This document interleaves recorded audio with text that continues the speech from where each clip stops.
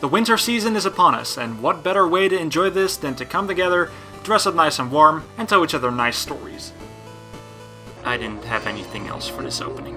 One of these stories is called The 1001 Arabian Nights, and yes, it does actually look like that. Would I lie to you? Yes. Anyway, let's take a look inside this book and see what it's all about. Why is Sonic there?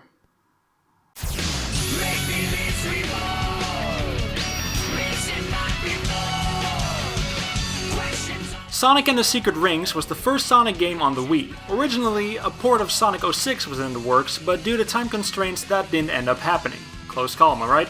Instead of that port, we had a game in which Sonic traveled into the 1001 Arabian Nights, complete with a picture book aesthetic. That's the premise, alright? Although I'm gonna be cautious with this, seeing how the last time Sonic went to the Middle East was Happy Meal, Sonic Skateboard, Rogue and Emmy Dennis, Shadow Basketball. Also, I've heard zero good things about this game. And on the other hand, a lot of people are always talking shit on the adventure titles, but I love those games.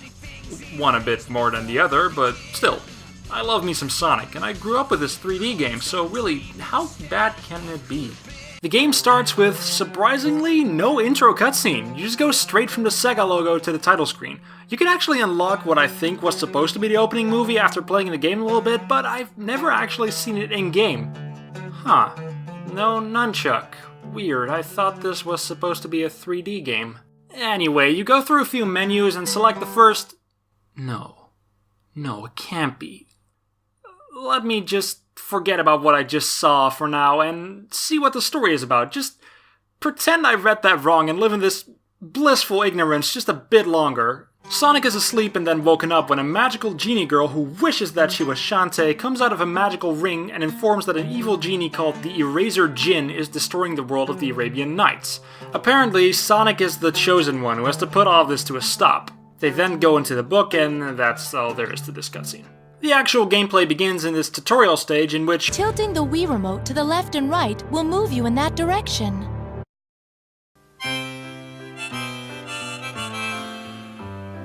you control Sonic by tilting the Wiimote to the left and right like a steering wheel.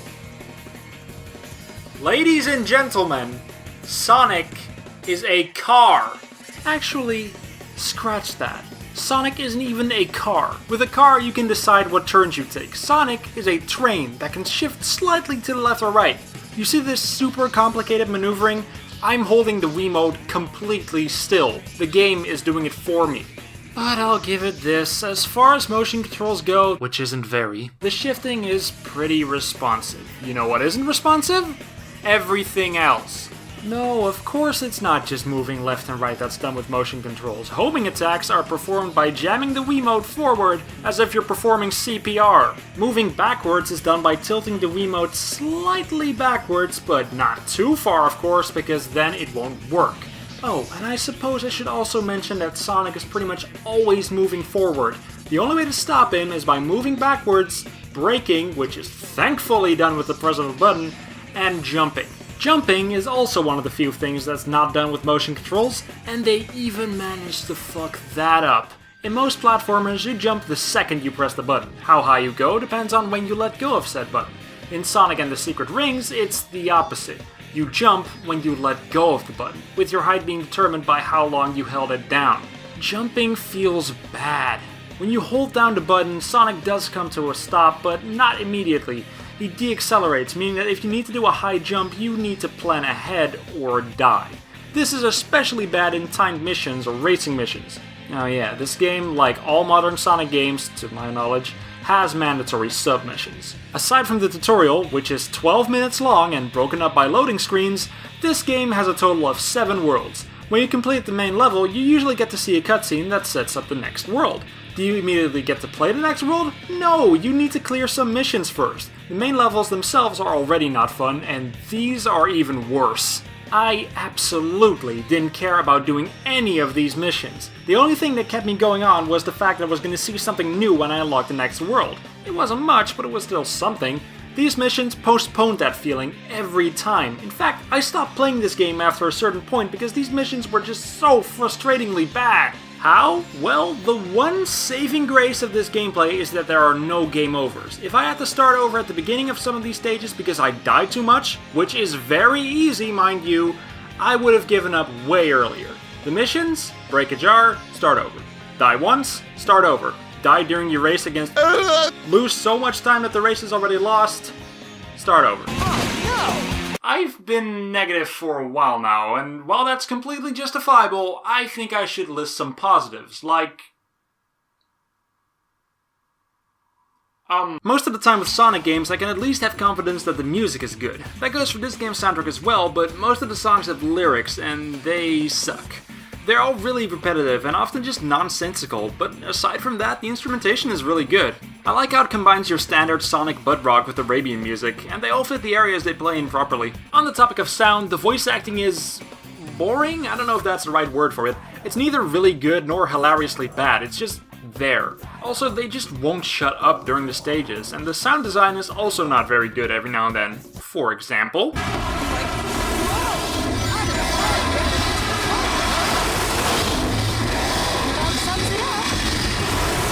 yeah, whatever the hell you just said. The graphics are serviceable. The camera, however, is not. Except for a few fake 2D sections, which suck, and a few other set pieces, the camera is pretty much always pointing at Sonic's back, which makes moving backwards even worse than it already is.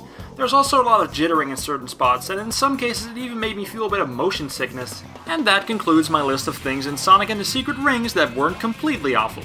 The rest of the game, however, made me feel like this. 2, 3, 4, I love it here. It's full of cheer. We are all happy and very well fed. I said before that the Wii not getting a Sonic 06 port was a close call, like it dodged the bullet. It getting this game, however, is like dodging a bullet and then getting shot at by a tank. This game may very well be one of the worst games I've ever played, combining a horrible control scheme with gameplay that just drags on and on with its mission structure. The best parts of this game aren't even that good, and even if they were, the terrible gameplay would still completely overshadow them. Here's your useful tip: don't ever play this game. Except if you're doing some sort of show like me, there's absolutely nothing to gain from it. What a disaster.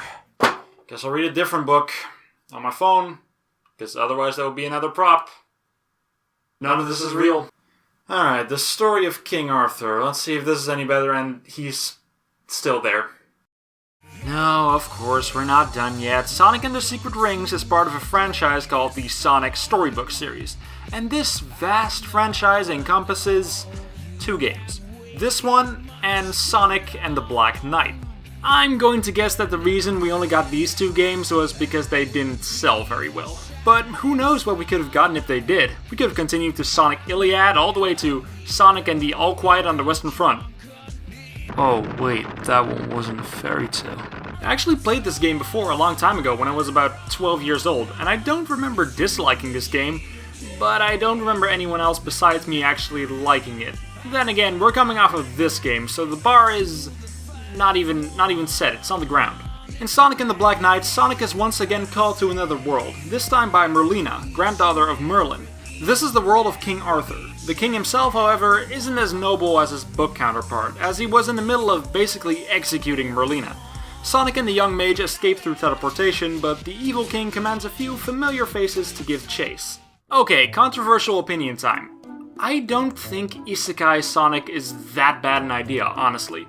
First of all, I get a kick out of these designs. Characters like Shadow, Knuckles, Blaze, and even the hidden multiplayer characters like Silver and Jet all look great in armor. I wish I could say the same for the Arabian Nights renditions, but I didn't feel these as much. Second of all, I also don't think the writing is that bad. There's a huge contrast with Sonic's modern way of talking and the way all the other characters, especially Knuckles, ham it up constantly. It's almost as if everyone's doing a roleplay session and Sonic's the only one not in on it. Wait, is that actually what's happening? Are Shara and Merlina the same person?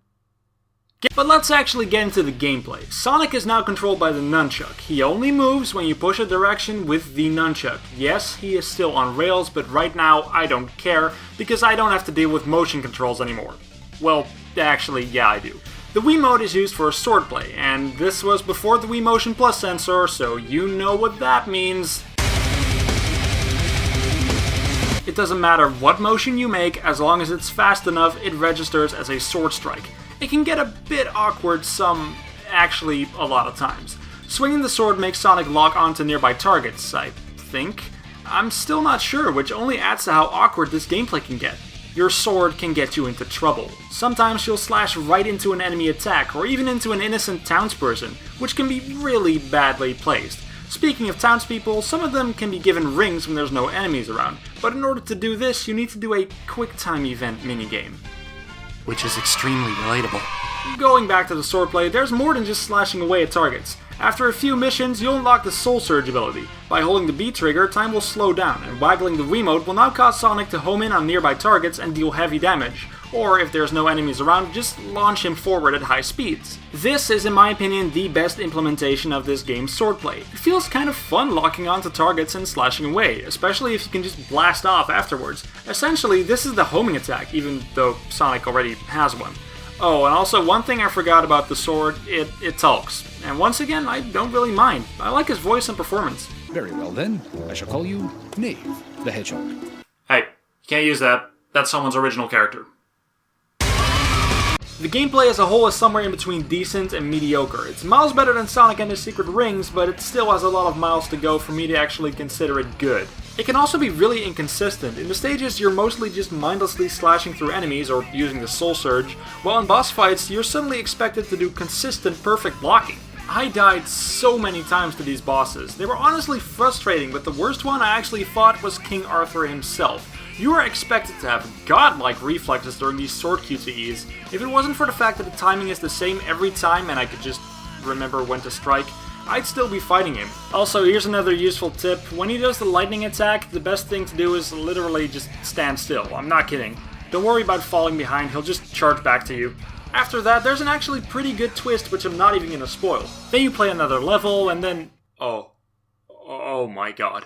Oh my god, you get to play as Shadow! Oh my god, he has the rocket shoes, and he even has his sword backwards, and he uses Chaos Control as his Soul Surge!